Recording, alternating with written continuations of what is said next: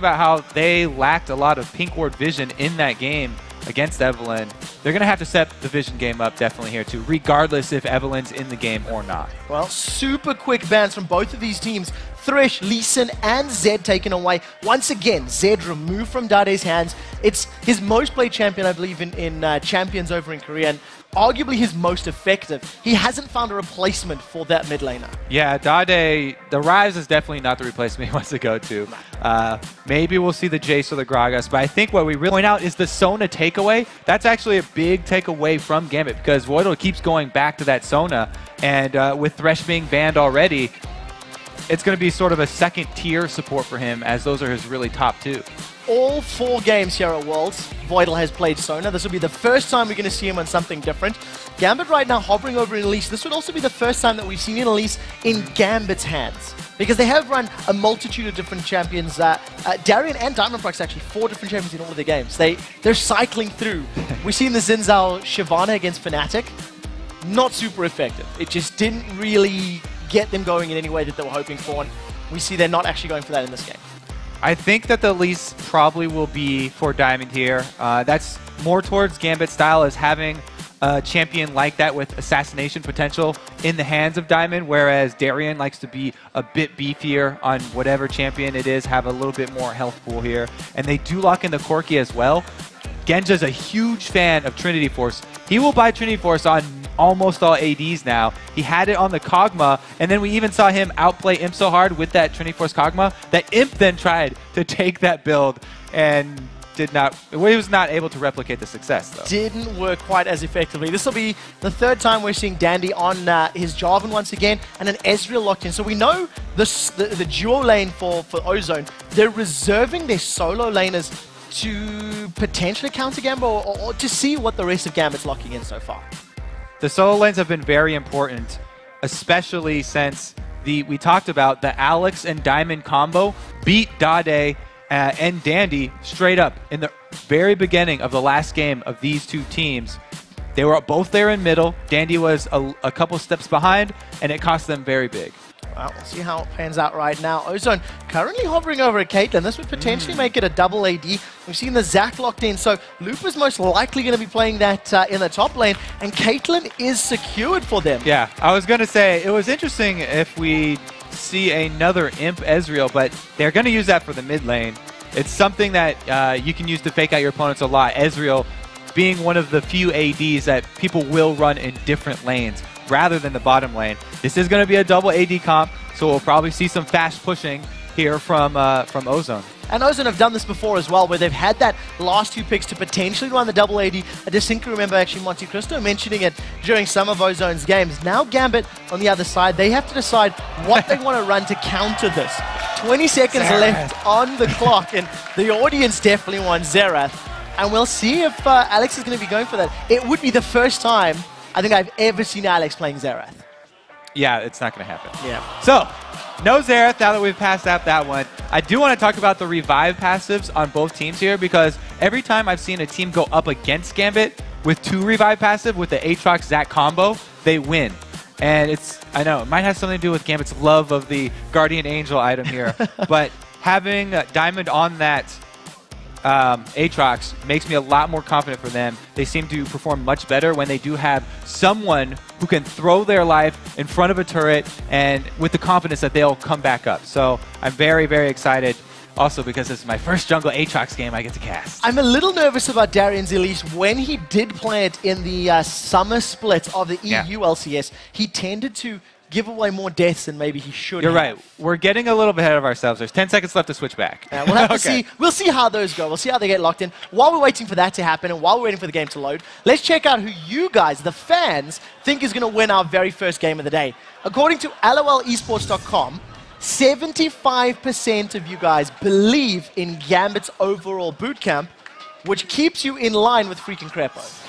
A lot of people have confidence there, and Ozone have been slipping already in this series. So, I mean, if you go with the last person who won the matchup, then it seems like the safe bet. Yeah, it's very true. I mean, you know, Gambit have already beaten Ozone once this tournament. This is, of course, the first rematch as we're into the second half of those group stage games. And the real question is whether or not Ozone have actually learned from their mistakes, whether or not they've actually gone back to the drawing board and figured out where the holes were in their strategy to plug it. Because right now, it's the potential end of the road if they don't start picking up wins. Well, one thing they have done is with Dade on Ezreal, it means he's going to be more mobile. Ezreal's very, very good at escaping mid-lane ganks. So this time around, I'm expecting less deaths from Dade. Well, we'll have to see if it can work out for him. He will have to deal with incredibly mobile Elise Aatrox and ever-present global pressure of Alex's Karthus. Ozone are in the blue side, while Gambit are on the red side. And for the time being, Ozone splitting up to have a potential defensive start here right now. Both teams, actually, yeah, it looks like there won't be too many early invades. Aatrox is actually one of the few champions that can solo jungle buffs by himself, or very easily at the end, or the end of the game. Well, right now, Imp has already been caught out. Exhaust is down. We see him manages to flash over the wall. Genji decides not to chase, but that's barrier and flash burned from Imp this early in the game. 2 huge summoners down, and it only cost them an exhaust from Alex. He's not going to need that very early here, so it should be fine for them. We'll look at and see if they have to have more vision around the mid now for Gambit, because he'll be worried about Jarvan ganks, but he still has his flash at least.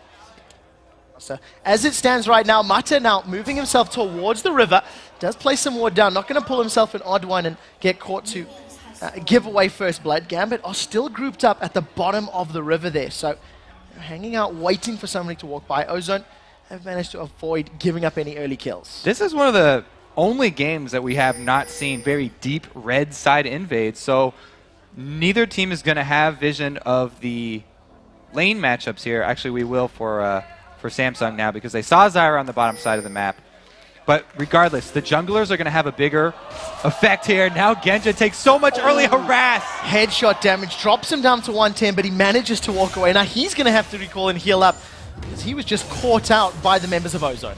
So even though Imp does not have his summoners, Genja has to recall for the first creep wave here, and it is actually going to be a very big lead for Imp and Mata. As long as Imp and Mata can ward up and protect themselves until the cooldowns come back from Imp's summoner spells, they definitely have a huge upper hand in this lane. Well, we'll see if they can make it count, because Mata's vision was severely lacking the last time they played Gambit. And definitely think they've been able to at least learn from that one. We do see Dandy picking up his red buff as Diamond Prox secures his red buff as well. Darian and Lupa, they almost trade sides while they're farming up there in the top lane. And for the time being, it's just a straight-up matchup, as everyone's going to be bashing head-to-head with their direct opposite numbers. And Aatrox is actually a very good champion for just farming the jungle. Very early, he scales very well with levels, and he does not have to buy any health potions to sustain through his jungle clear because of his W. All you have to do is use it for damage until you get to half-life, and then once you're below half-life, it heals for 3 times the amount. So jungle Aatrox, he can sustain forever. The only drawback is that when you do come for your ganks, you're usually coming out at around 50% HP. So most of the ganks happen when he has his passive up, and he has the confidence that he will revive. As it stands right now, Diamond Prox around about 50% HP with that passive is trying to get on Looper in the mid lane. Dade and Alex trading blows back and forth, but Dade's auto attacks significantly more impactful than Alex's at this stage. He was trying to get those Skittles to land, managed to get a couple, and they're trading evenly. But as it stands, Ozone with heavy lanes pushed in that mid and bottom lane. Yeah, they got such an early advantage by taking Genja out of the lane for the first creep wave. Imp and Mata have not let up here, and they did have Dandy as well waiting in the bush for a counter gank here, but Diamond hasn't even looked down there. He's just continuing to farm this jungle. As it stands, Alex in this mid lane, only a single CS behind that of Dade, keeping up, trading blows for blow right now. Genja's the only one that's falling behind thanks to that immense amount of damage he took at level 1. We're about to hit the 5-minute mark, and nobody's really had an impact yet. Just Dandy and Diamond Prox, they're really Diamond first one into the bush. Dandy doesn't see him. Dandy gets hit. Red buff is applied. Diamond Prox is about to get the blood price down. He's dropped to 200 HP. Gets the knock up onto Dandy's exhaust. Has come back up for Alex. Now the blood well has reactivated. It's now Diamond Prox flashes in for the kill. First blood is secured for Dandy. It's now Alex forced to flash over the wall. Dade chases, reducing the red buff is sitting on Dade as those double skittles trade damage. That's a 2-for-1 in favor of Ozone. So this time around, it's Dandy and Dade who come out ahead in the mid matchup. Very, very big for them because they also got that all-important passive down on Aatrox. Aatrox has to play much, much more defensively without his passive. He's going to have to wait 3 minutes, 3.75 minutes is the exact timer on that passive. So yeah. 3 minutes 40? That's I don't know. We'll do math later. We'll do math later. As it stands, Mata trading the power cord there with Voidal, poking back and forth, but thanks to the sustain of Sona, going to be able to at least keep himself and Imp topped up a little more effectively. Genja has now evened up the CS, but here comes Dandy from the Tribush. He gets all the way around because it is pinked. He's in perfect position here. Oh, Valkyrie's out to safety. Genja avoids the knockup. A great flash from Voidal, and he manages to avoid getting knocked into the air. Successful survival there from the supportive Gambits. I think now we're going to see Dandy go a lot more aggressive because one of the drawbacks of a jungle Aatrox is that when your passive is down, you have a very, very small chance of winning 2 versus 2 situations or even 1 versus 1 situations. So it opens up that window where your opponents know that they can bully you, and Dandy will have the confidence to even go into Diamond's jungle now and pull off any gank because in a 2 versus 2 situation, they'll come out on top. We'll see how that works out for them. As it stands, Alexich has already completed those Sorcerer's Shoes very early on. He was able to at least secure one of those kills, or at least the only kill for Gambit in the river. See Gambit now falling about 1,000 gold behind. CS and there's kills and gold in favor of Ozone. Alex has just hit level 6, so now the Requiem is available for everybody. And Alex has gone with a very quick Sorc Shoes. That is both going to increase the impact of that first Requiem, but also it gives him movement speed for this very movement speed based matchup in mid. Both of these mids harass depend on skill shots, and the quicker you are, the easier it is to dodge those skill shots. Alex right now, buying those Sorc boots, he's actually sort of a defensive buy. He's going to try and avoid a lot of the Mystic shots here from Dade. Well, Dade still has that red buff there, even more impactful. Genja eats himself a Piltover Peacemaker, and we see in the background Voidal trading some damage with Mata. They're going toe-to-toe as it stands right now. Doran's shield and Doran's blade picked up there for Genja's Corki. If any AD carry is going to do a slightly different build, it's going to be Genja. Yeah, you can definitely say that again. After the 2 Dorans, he'll probably transition into that Trading Force that he likes so much, but this gives him very good early trading. Doran's items are pretty much the most efficient for very early trading, and now that he also has the shield, they'll be at least able to trade here in this lane where they were getting bullied out so early. I don't think, well, maybe, no, it's Genja. You don't know if he would have bought that without getting behind early or if that was his plan. Yeah. Well, he hasn't done it yet, so this is the first time we're seeing it that I can recall. As it stands, Gamma continue just to farm up their lanes, farm up the jungle. Genja and Voidal holding out in this bottom lane, but they are still around 20 CS behind. We did see that true shot barrage from Dade, and it appeared to be scouting on Diamond. Oh, so he started shield and he went Doran's blade second here. Anyway, the thing that's interesting to me is the build from Diamond. He's got a longsword, so he's going to go offensive after his Doran's blade start here, where a lot of jungle Aatroxes will go right into like something like a Spirit of the Ancient Golem. He's actually going to be looking to clear even faster. And true to form, Aatrox with his passive down, we haven't seen much action from him lately. He's just trying to farm up his camp safely until that does come back up. Well, we'll see how effectively Diamond can make the next gank work. That first fight definitely not working in their favor. First tower is going to fall in favor of Ozone on that bottom lane, thanks to all of that early control that had been secured by Imp and Mada. 67 CS, 9 minutes on the clock, and about 2,000 gold in the lead. Ozone looking good in the early stages of the match. Yeah, the first turret definitely expected for this Ozone lineup with their double AD. Sona Caitlyn very strong at taking those down. A little bit of backup from Jarvan coming through with level 6 meant that Gambit didn't really have any answers here. Now that Diamond finally does have his passive up, though, at least he'll be able to go for fights. So that's the third time that I've seen Dade throwing out that true shot barrage. 2 of the 3 times it has hit Diamond procs. I'm going to theorize that it's for vision, trying to keep tabs on his opponent and where they're going. So he was just trying to steal away the camp right there. They've got a ward over there giving them vision in that Wraith bush. That is very important. And with that blue buff on, it's going to be able to get that true shot barrage. It's already less than, or more than 2/3 of the way off cooldown. Lane has been frozen there for Genja in the bottom, and he's just trying to play catch up. He really hasn't had as strong of a start as we've seen out of Gambit's bottom lane for the rest of the games. Dada and Imp now, double ADs. They're hammering around this mid tower. I really like going a double AD composition versus Gambit because Genja's very well known for freezing lanes by himself. And when you have your AD down bottom freezing a lane, that just plays into the strength of this double AD team that wants to rotate around and continually take all of the outer turrets very quickly. With Genja not being there, Gambit are going to have a very hard time defending this a man down. Well, we do see 3 of them there as Diamond Prox has rejoined. Bloodwell is available for his jungle Aatrox. We can see Darien slowly starting to rotate as well, as is Genja. That's a lot of damage. The True Shot Barrage plus the Ace in the Hole, chunking down multiple members of Gambit. And that immense poke is so strong right now. And Gambit don't have a very reliable hard engage here.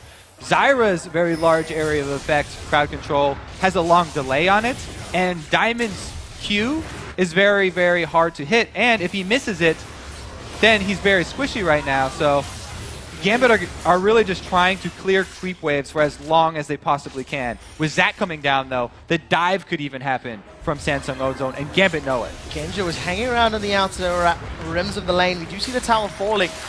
Ozone managed to secure the second tower of the game. Darien, he was the first to rotate, went back to lane, and Lupa said, well, thank you very much. I will now go apply that extra bit of threat that forces Gambit backwards. We do see Darien's already picked himself up an early haunting guys, and this is all in aggression from Gambit. Yeah, it's very interesting, especially that Diamond has gone for an offensive Aatrox build because he could focus his defenses all on armor versus this Samsung team because Zac is not a very high source of magic damage, and Zac's usually going to be looking to dive the backline, going for Corki. Gambit, 5 members though, just rushing down this turret, or this dragon. True Shot Barrage flings across, doesn't secure anybody. Diamond Prox throws out that Massacre. Of any team that I've watched that really puts a lot of importance on Dragon, I feel that Gambit are arguably one of, if not the most impactful in that objective. Yeah, and remember, all the analysts talk about the mid-game rotations from Korean teams. They actually have Zac, who's a very slow tower pusher, up top while that dragon is standing, and Gambit really do a good job of taking that opportunity, grabbing some global gold, and getting Darien right back up there in time to defend this turret. Darien's going to hold onto his tower for the time being. It's the only outer tower still standing for Gambit. I would dare say that no members of Gambit have applied any damage to any of Ozone's towers as they've been so defensive for these opening 10 to 12 minutes of the game. Diamond Prox has started off the second blue buff. This one will, of course, be donated to Alex, as was the previous one. Little Skittle will give him that one. That's approaching level 11 for Alexich's Carthus. So that Requiem getting ever more powerful. And now that he has the Catalyst, he is looking to build into that Rod of Ages. This is going to be a bit delayed, as a lot of Carthus players like to go straight Catalyst and tier, and then get both of their ramping items very early. As it stands right now, Gambit nowhere in position to defend this tower. Ozone are going to secure their 3rd outer tower of the game in a very short space of time. They extend that gold lead a little bit further. The Dragon has helped to discount that big disparity.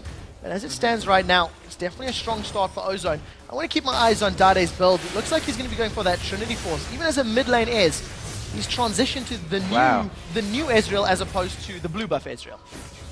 Don't think Double Lift's happy right now.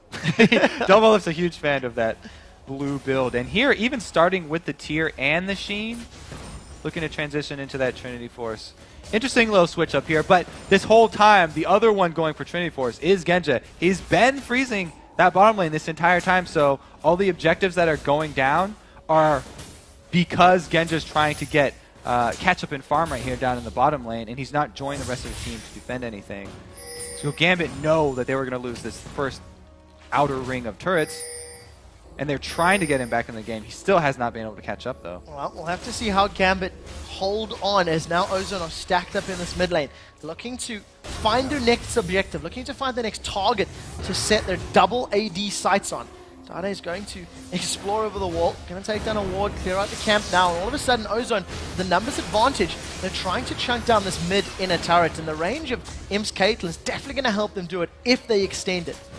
So now we finally see a 5-man Gambit team. But again, the engage from Gambit is very risky. They're looking basically for skill shots here, either from Diamond or Darien to land.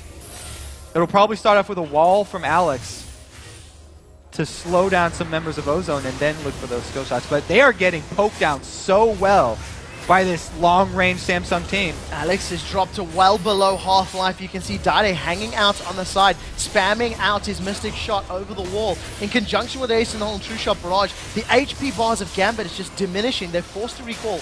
Now, luckily for Gambit, there's not enough attack damage on Imp yet to really shred through this tower. This is 3 or 4 waves worth of minions. They've only got it to about half. Yeah, but they can sustain here for a very long time. They've got Sona, and they have tons of poke damage here. So all they have to do is stay and whittle them down. Alex tries to get off the wall there to set up some of those skill shots to slow them down, but they just give up another turret here. They're not able to grab one back. All Samsung have to do is repeatedly go clear out their side waves and then return to another turret. Siege up here because there's not a lot of threat from Gambit at this point. Samsung's just going to slowly keep on increasing this lead and get further and further ahead in items. Well, we'll have to see how effectively they can make it work, because as it stands, they already have 4 towers to 0 of Gambit. Darren has now moved to that top lane.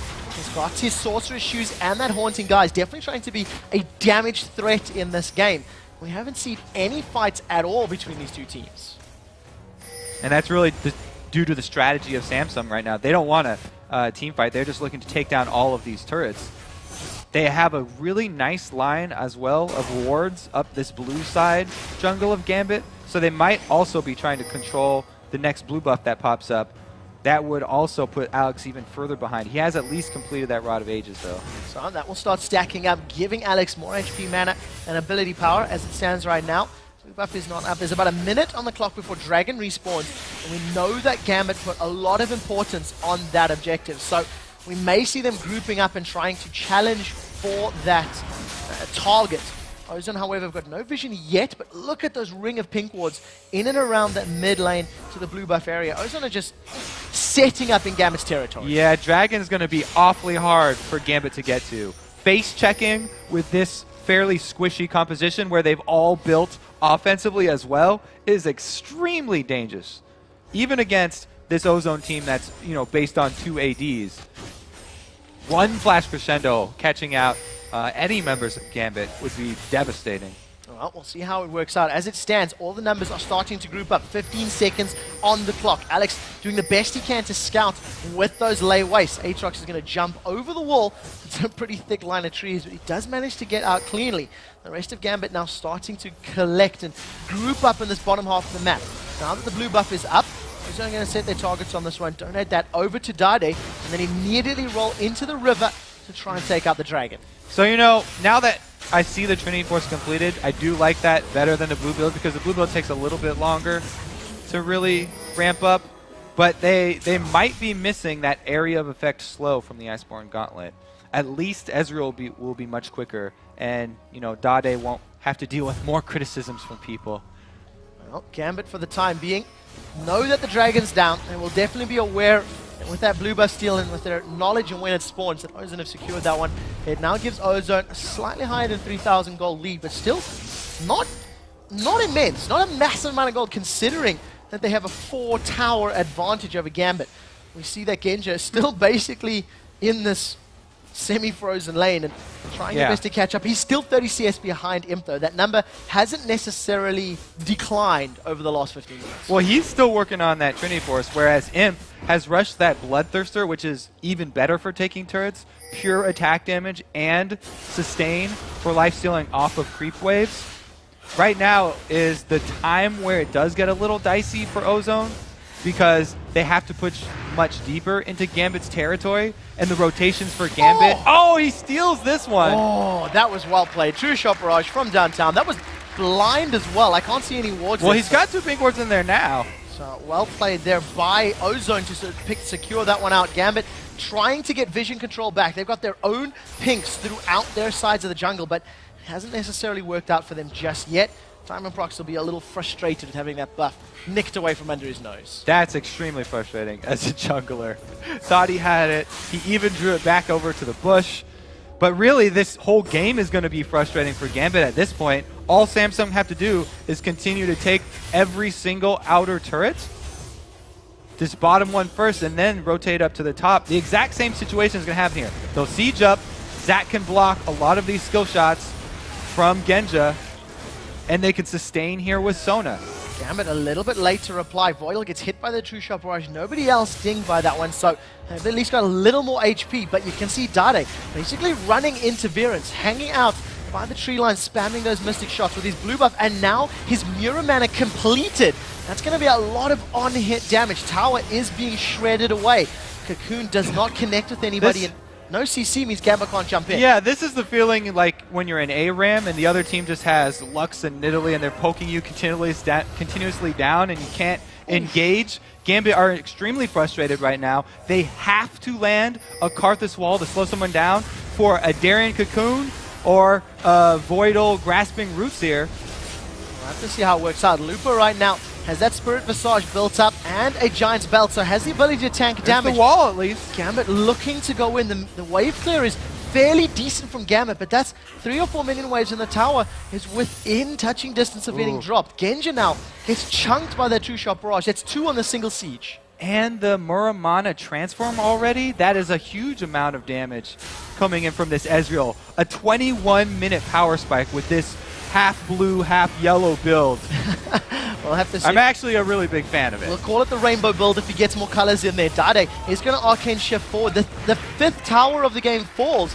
Gambit are 4,000 gold behind. It's 2 kills to 1. We haven't seen a Requiem.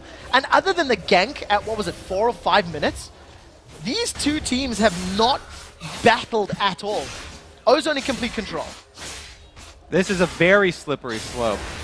After the first turret goes down with this composition from Samsung Ozone, it just gets harder and harder and harder for Gambit to go for that fight. They were able to sneak that one dragon because Zach was up top, but that is it. From this point on, from that point on, it's basically been all Ozone increasing their gold lead.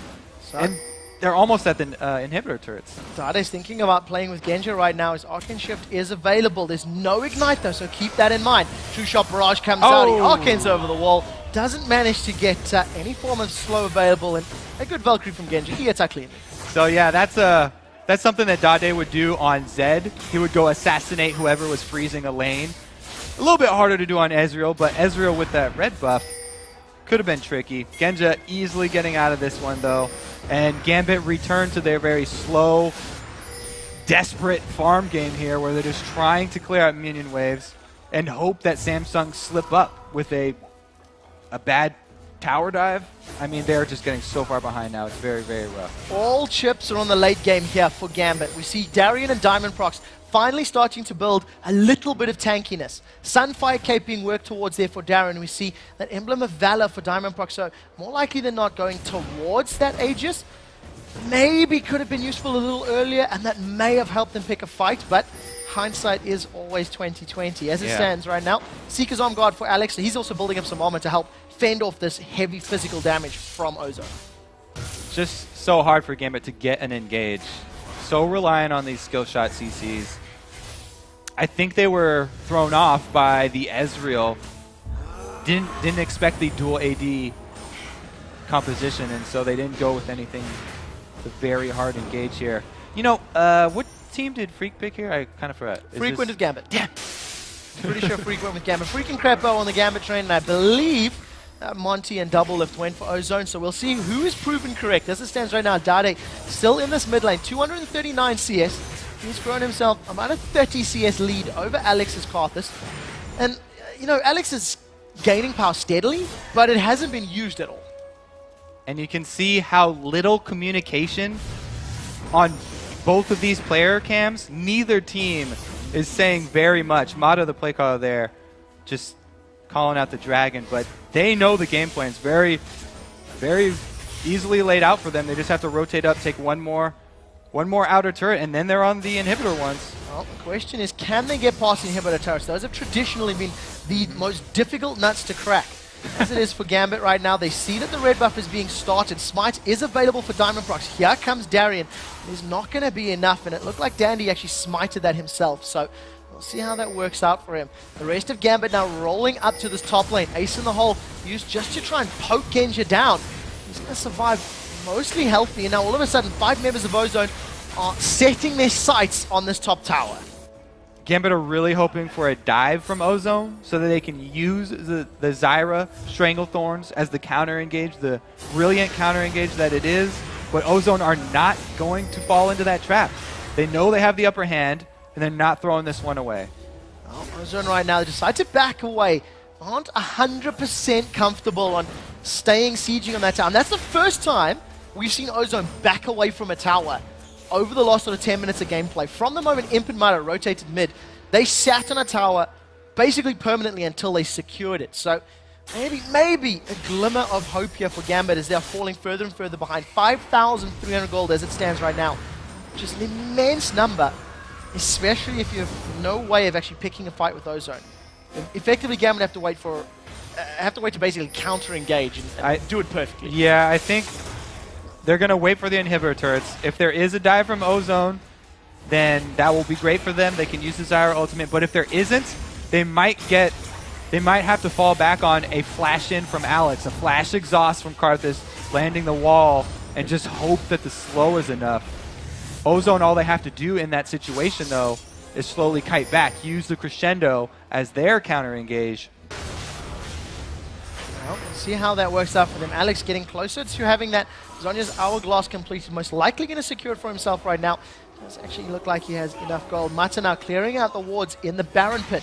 Sunfire Cape has been completed for Darian, so he'll be surviving for significantly longer against the likes of Dade and Imp. You see that Diamond Proc still sitting on his Emblem of Valor, and that Bilgewater Cutlass hasn't necessarily upgraded in either direction for a little while. Ozone now, once again, grouping up towards this top lane. They're definitely playing the tower game. They're more interested in a Ozone versus environment than they are against Ozone versus Gambit right now. Gambit are here for this one. So again, they're going to try and clear out these waves and poke around the side. But Ozone, he does get caught. There's a good Stranglethorn. Crescendo doesn't land on anybody. Stranglethorns does knock up a few. Dandy is the first target. Requiem being channeled from out in the back line. We do see Gambit securing the first kill of the fight as the Bloodwell has been popped. Genja was forced to run away. He was basically singled out by Looper. This is a 2-for-1, and now all of a sudden, Alex is in trouble. He's forced to exhaust Dade, throws out the Hourglass. Neither of the skill shots from Ozone land, but it's not going to be enough as Mata secures the kill. That is a 1-for-3 at the end of the day. They're going to secure the tower. Ozone did a very good job of spreading out for that team fight. Gambit, like we said, were getting very desperate here. They had to make a move, did not pay off though, and now they're going to lose the Nexus turret. Oh, that's a flash forward from Mata. We see Boydle's in trouble. Doesn't manage to get knocked up, but we do see the ace in the hole securing the kill. Darian forced to run away. Is now the inhibitor turret's going to fall. They should be able to get the inhibitor and back away before anyone from Gambit is able to defend. Here comes Diamond and Darian, but it's too little too late. It's pretty far gone here for Ozone. This giant gold lead that they've amassed by taking 7 turrets to Gambit 0 is very hard to overcome. We have also seen some auras now even coming out. The Aegis of the Legion for Dandy means that everybody's going to get that extra little magic resist to try and deal with the Requiem from Alex. Well, as it stands right now, Gambit are really, really fighting tooth and nail just to stay alive. Alex does actually secure the blue buff there as Dandy smite a little bit early. Inhibitor is down in the top lane, so Gambit are going to have these waves pushing towards them. But they literally cannot afford to make a single mistake more. To be fair, it doesn't even feel like Gambit has tried to make a play. Ozone is just in complete control. They've decided when the fights happen, and Gambit haven't been able to find a window of opportunity Yeah, yet. well, what Gambit had to do was get off to a good early start here. Maybe some assassinations or picks with their skill shot crowd controls, but because Genja got chunked out so low in the very beginning of the game, that gave a lead to an already incredible tower pushing team in terms of tower pushing. And then because Diamond's first gank in mid turned sour for them, that was both of the things that they were really banking on here. Some jungle pressure or some bottom turret hanging onto that one that with that very early 2 bad starts for Gambit, they really haven't had much choice. So right now, Gambit stacked in this mid lane. Darien has toyed with recalling up in that top tri-bush. Gambit definitely afraid that the Baron is going to be started off by Ozone. Finally, we do see Darien most likely going to deal with those super minions, and the rest of Ozone hanging around. Red buff secured there by Imp. Manages to steal that one away from Gambit. As it stands, Gambit a little bit spread out, a little bit out of position. Diamond Prox toying with the idea of coming in from the side. Yep, that's going to be a good chunk of damage on this middle turret. Minion wave is now there. Imp and Dade dropping it down. It's below a third. Now it's down to a half. Tilt over Peacemaker goes out. That tower's going to fall before Gambit can even respond. That's tower number 8. They're now turning their attention over to the inhibitor. Gambit once again unable to hold on to their towers, and that True Shot barrage is hitting for a lot. This has got to be a very calm game for Ozone right here. They've had the upper hand for the entire match. And another inhibitor goes down. Gambit just unable to respond. Wall of Pain is there. Alex is trying to make something happen. They get the cocoon onto Danny, but this is 3v5 in a best case scenario. Zonya's Hourglass has been popped there by LXH. Remember, Requiem is available. We'll have to see how much damage it can deal. Lupa gets stunned up in the back line. He gets knocked into the air by Diamond Prox. Now Imp, Dade, and Mata are low. Dandy has survived. They are going to be able to pick up a kill here onto Lupa, but that is all. Dandy gets out cleanly. Tilt over Peacemaker almost connecting with Genji. In the background, we see that Voidal actually went down. I think that may have been, I didn't even see what killed him, but 2 for 1. And Gambit, you know, they started that fight, it was looking almost good, but there's too much damage from Ozone. Well, yeah, they're just extremely desperate at this point. It was a very well-played game by Ozone, very methodical. All right, let's take a look at the replay here, and we'll find out what happened to Voidal. Looper does get a very good let's bounce here onto Alex, and they're going to end up trading. But a zoning ultimate there from Zyra on top of Alex's dead body means that they're going to answer with Looper as well. He's burning. There, Voidal's burning. Oh, what is he? He dies to minions? Oh, wow. no. Oh, no. That sucks. Whoa, what's going to kill? Oh, no. No. Imp has even recruited the aid of the super minions and caster minions to land those auto attacks. And you know what? If it gets you the kill, you're going to be happy with it. Well, you said that Ozone were playing a very PvE-based game here.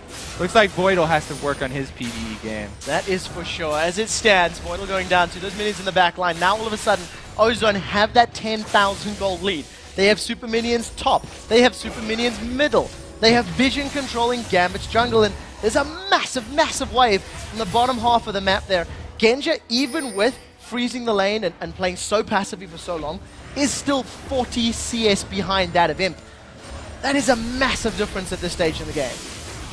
And I think that Ozone are showing some good discipline here by not rushing anything. Yes, it is making for a very slow game and a slow end to the game, but after the start that they've had here, I'm not surprised. They probably had a very stern talking to by their coach, and they're probably just showing the discipline that they want to take it as safely as possible, make sure that they finish this one out and don't drop another match. Well, the double AD comp is definitely something that they are definitely comfortable with, and getting off to such a strong start has played in their favor. The rotations that we talked about in the pregame have paid true. Darien is forced out of this fight just from the poke of Ozone, and Voidal once again dropping incredibly low. Inhibitor has been retaken. Ace in the hole goes out. That catches onto Genji, dropping him below a third. The rest of Ozone now turn their attention to the bottom lane turret. It looks like this is all she wrote for Gambit as Ozone throw out the True Shot barrage. Tower number 9 has now fallen. We do see Dandy jumping in, flag and drag, Cataclysm down. Here comes Lupa in the background. Let's bounce.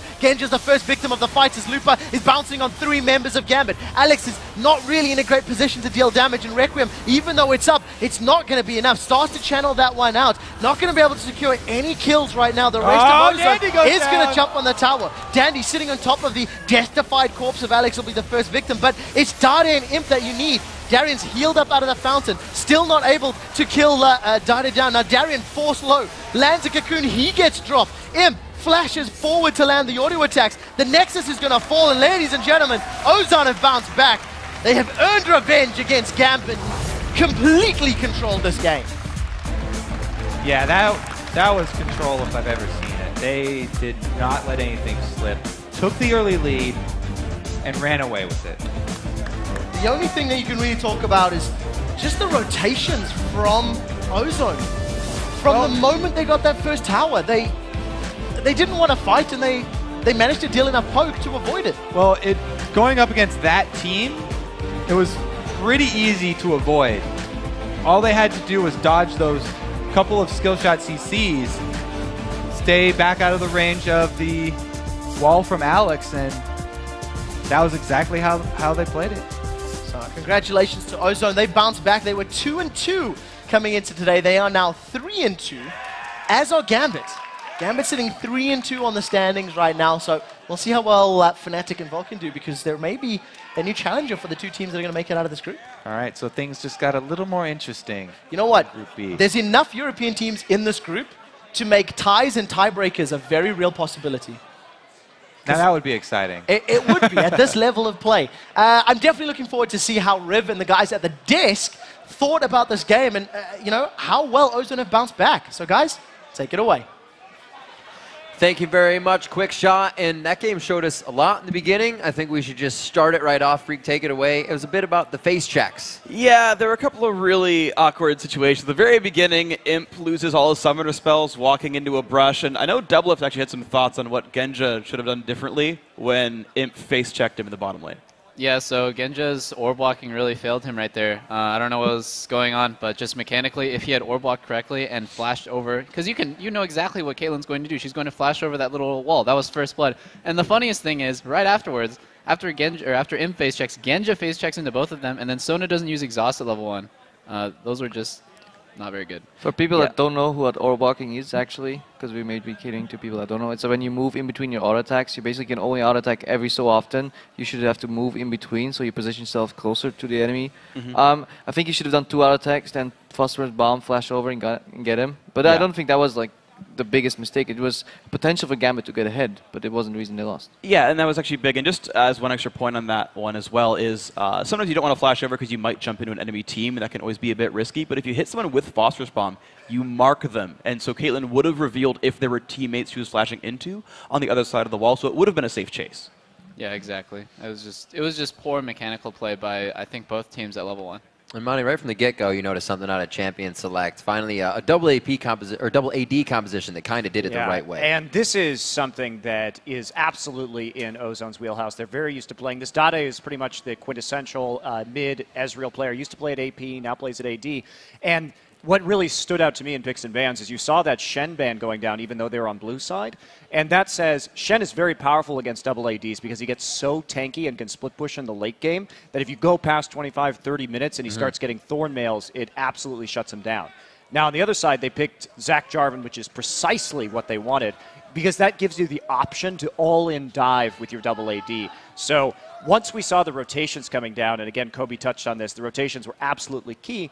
And to go back to the Karthus build on Alex as well, Sork shoes first meant he never got tier, which meant that delayed his power spike in the late game.